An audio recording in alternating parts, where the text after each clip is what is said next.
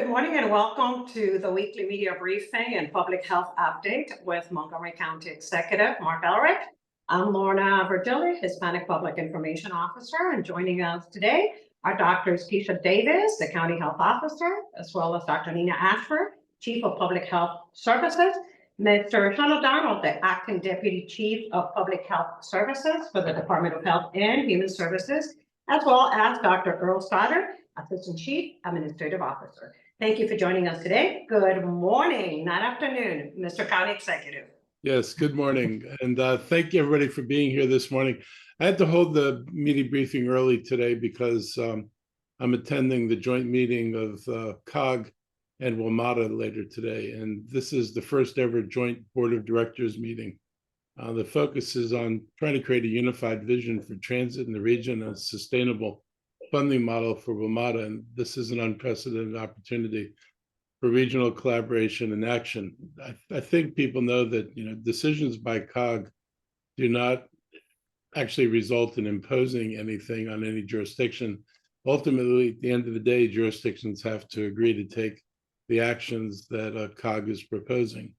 But it's important we have this conversation. We have, in this metro area, we have a really strong, extensive transit network of more than a dozen bus and rail systems. And yet, we not really thought about how to more seamlessly integrate all these things together. We also know that metro links in the capital region are just essential for our area. And we need to keep working to make sure the system stays operational. And if anything, that we enlarge our transit network.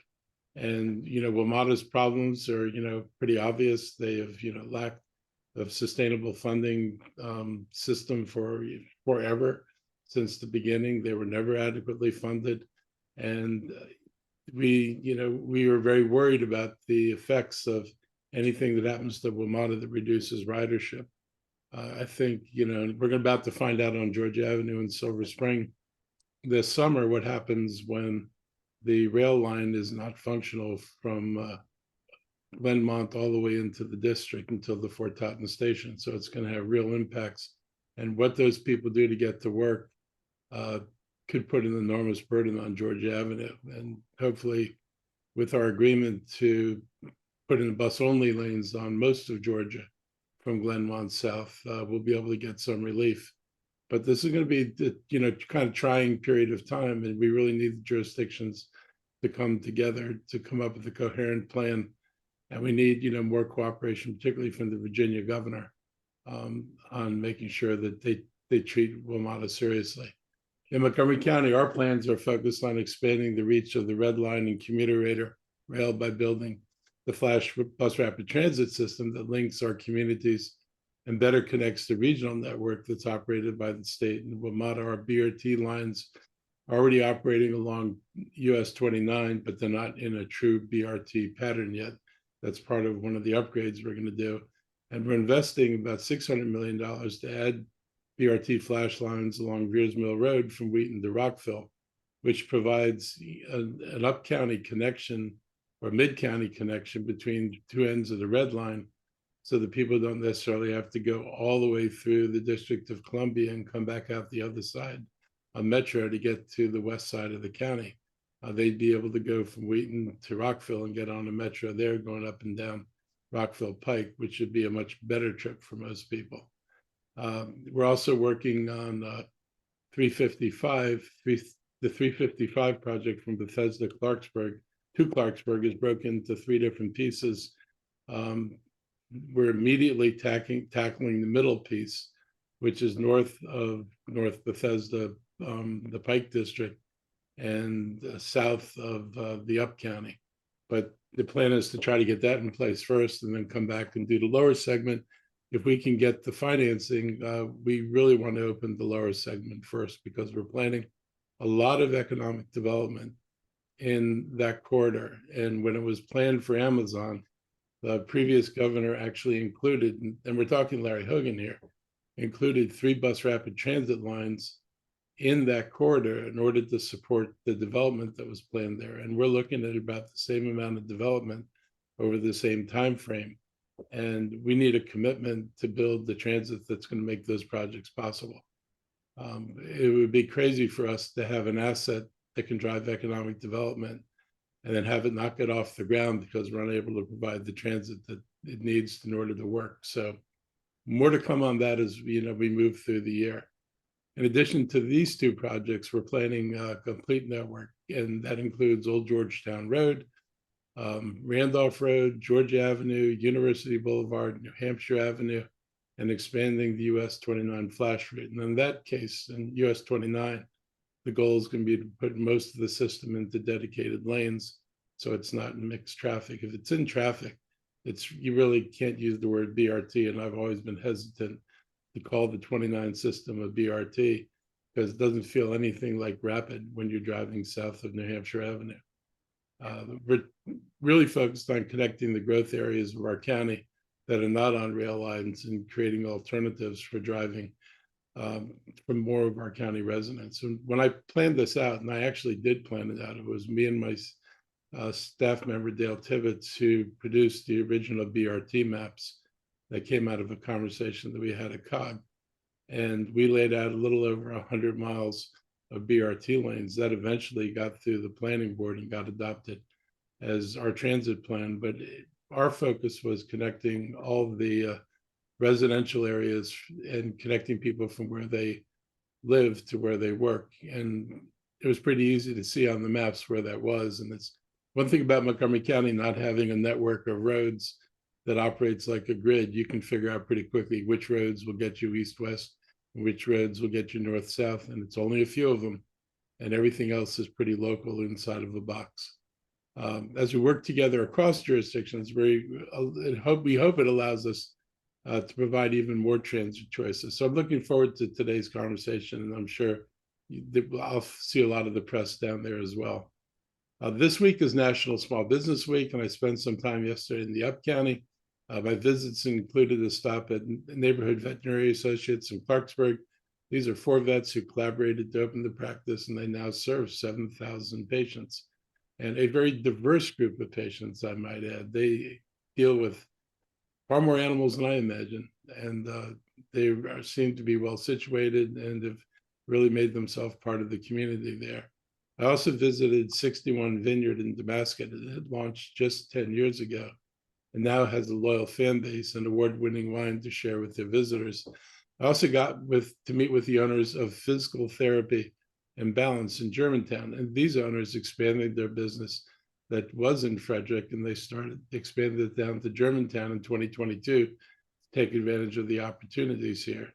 I'm glad Physical Therapy and many other businesses have been able to use the resources of our business center. We provide free of charge services to help businesses have a one-stop shop that can provide assistance for whether you're starting out, whether you're trying to grow, or whether you're just simply want to move and locate in Montgomery County. We're beginning to do the work that I envisioned. When I came into office, the local economic development part of the county government was basically non-functional and had been reduced not as a single entity with the focus on the Economic Development Corporation, but the Economic Development Corporation never really had the charge to focus on local small businesses. So once I got elected, we began putting together the local small business part of economic development, and I'm really glad that we have the team we have and that they're getting out in the community and working with small businesses. They make a difference. When we talk to small business owners who've worked with them, they're really appreciative of the support we're able to give them now. So this is, in my mind, good news for us. Seeing agriculture-related businesses thrive in our ag reserve also shows what a good decision it was to stop the sprawl that threatened our farmland. Companies can grow from small beginnings, which is one reason we invested in Crossvines over the last, God, it must be almost a decade now when the first money started coming in. Crossvines is a unique place. It's something I proposed when County Executive Ike Leggett was here. And it's what is called a crush pad. And the purpose is to allow farmers to enter into the winemaking business without having to make large investments while they're starting their business. If you're a farmer and you want to go into grapes, it takes about 3 years after you plant the grapes for them to mature enough to have a really viable harvest for winemaking. And on top of that, the equipment needed to operate a true winery, even at a small scale, can be north of $1 million. And so what we did is we've created this crush pad, and it allows farmers to plant and harvest their grapes and bring them to the crush pad where, as the name suggests, they get crushed. And the juice is processed into wine. We provide stainless steel and wooden barrels for storage and a bottling line. We have technical staff that can help a person make their own wine, or they can hire a winemaker directly and make their wines with the winemaker of their choice. And this lets farmers bring their wine to market and not have to have all this in a facility on their farm. And the goal is to get them to grow to the point where they're able to add these facilities on their own farms. But it's a place to get a jump started. I saw this when I was out in California more than a decade ago, a number of crush pads around the state and also elsewhere that had given opportunities for farmers to get into the winemaking business. Wine is actually pretty lucrative as a crop. If you grow grapes, grapes leave the farm as the number 5 valued agricultural product, but if they leave in a bottle, they're the number 2 agricultural product. So there's a lot to be said for fostering this industry. And my goal from the beginning was to create the kind of wine country that you see over in Northern Virginia. We know we can replicate it here. We have a lot more people getting into the wine business now. And for you who don't follow all the wine news, it turns out Montgomery County actually has really good land, not through the whole county, but in parts of the county that it is ideally suited for winemaking and grape growing. And so we're excited that we have land that we can actually do this on, much like the land that Northern Virginia has. And if you're up there, if you want to visit Crossvines and get an idea of what the facility looks like, it also has an excellent restaurant. It got really highly rated, and it's on the golf course up there. So you could combine a tour of a winery, play around the golf, and eat lunch or dinner there. It's a great place. Other news, in case everybody missed the campaign ads, early voting begins tomorrow. And I want to remind everyone, early voting begins at 14 early voting sites around the county. Polls will be open from 7 a.m. to 8 p.m. tomorrow, Thursday, May 2nd through Thursday, May 9th. And you can get more information at elections.maryland.gov. And tomorrow evening, I'll give this year's State of the County address at the Executive Office Building in Rockville.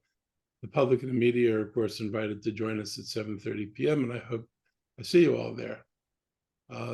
Next week, we begin about a 2-week trip to Korea and China. And a couple of us from the county's economic development effort, along with some businesses in Montgomery County, are going to Korea, where we're going to attend BioKorea.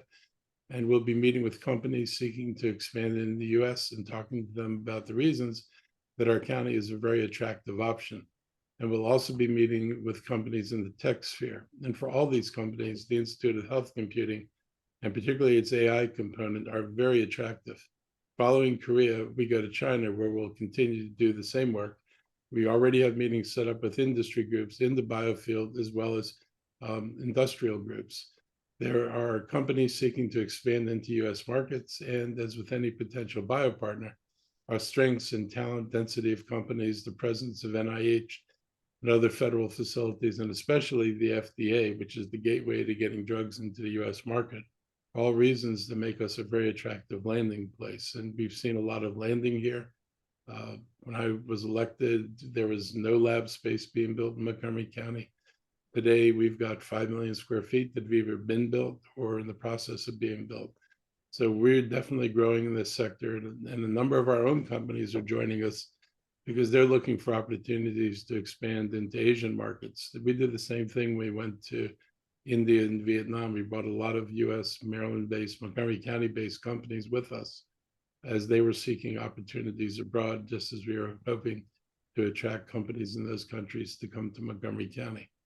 And we had success in our past trips, and we anticipate more progress here.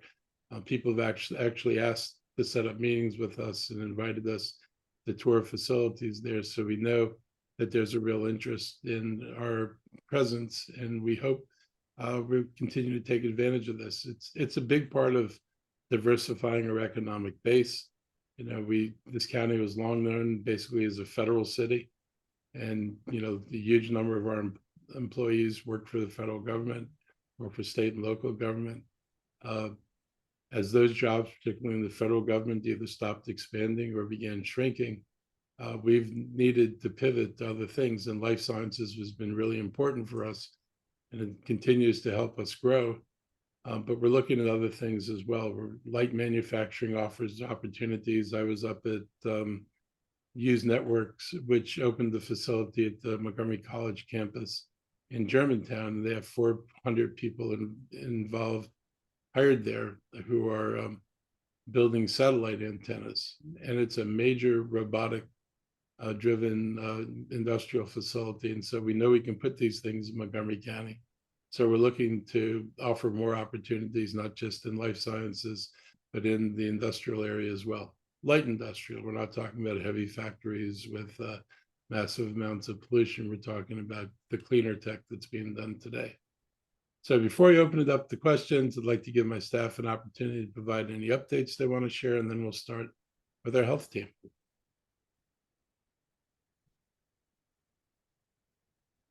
Any updates? No updates for me. Thank you. Not for me either. Thanks. Dr. Stoddard, any updates? Nothing for me. Thank you. No. Okay, so we'll open it up for questions and answers right now. Members of the media, do raise your hand. I see Marianne Chassat for Montgomery Community Media has questions. We do have a 10:45 hard stop today. Go ahead, Marianne. Thank you.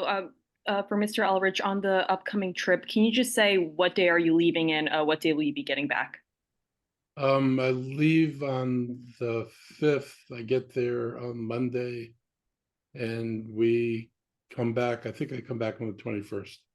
I leave there on Sunday and get back Monday morning. That's it. Thank Thank you. Kate Ryan, WTOP. Good morning, Kate. Good morning. Thank you for this. I wanted to ask about this joint meeting later today. And, you know, you talked about COG right now doesn't have the authority to impose any of the recommendations they may have. And out of this, I'm looking at their board of directors agenda, and it says there will be an adopted joint resolution. How is this different from previous efforts? And do you sense that more jurisdictions are going, look, we do need to create much more of an integrated system so that if someone who uses the ride-on from Bethesda hops onto the metro and then wants to dash in Alexandria, it's easier? What do you think is coming out of this? So, I mean, I served on COG for my 12 years. I was on the transportation board there in my 12 years as a council member. And, you know, COG has always been advisory to the counties. And so we try to reach consensus positions at COG that we can then propose to our, you know, local jurisdictions. Sometimes, you know, you don't reach consensus on things that you're not able to do. Virginia, for example, had some very different laws about the ability of their counties to legislate in certain areas. So things that we can do, they can't do. But I think this is, you know, the first real effort, you know, that I've seen of bringing everybody together and say, let's try to figure out how we map this out. We have all these assets. Can we make them work better together? And I think this is a real, you know, driving force here, is to figure out how we make the best use of all our transit assets. All of us are trying to, you know, bring more jobs into the area. And we understand, I think, pretty well that there has to be an ability to move people other than by car, because otherwise it becomes extraordinarily difficult. And if you rely on fully working from home, that doesn't necessarily grow your base in the sense of you don't have to, you're not renting office buildings or building facilities. So everybody's got an interest in trying to make sure we can move people efficiently.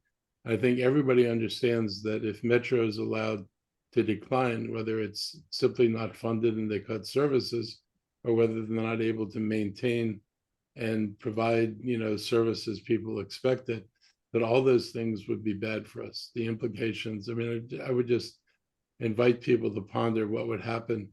And we're going to see this on Georgia Avenue. What happens when all these people who ride this, tens of thousands of people, all of a sudden can't ride it? And how are they going to get to work? And what is driving going to be like? And while there would normally be buses, the buses would normally be stuck in traffic, which is why the state's letting us use the curb lanes to provide a faster, more like a rapid bus system service in order to move people quickly and make it worth their while to get on a bus. I will say I'm kind of optimistic that this bus experiment could actually be beneficial because, Metro only stops at a few places. Buses have far more stops along the line. So there are opportunities to pick up riders who otherwise, just don't bother trying to get to a Metro station because limited parking and everything else.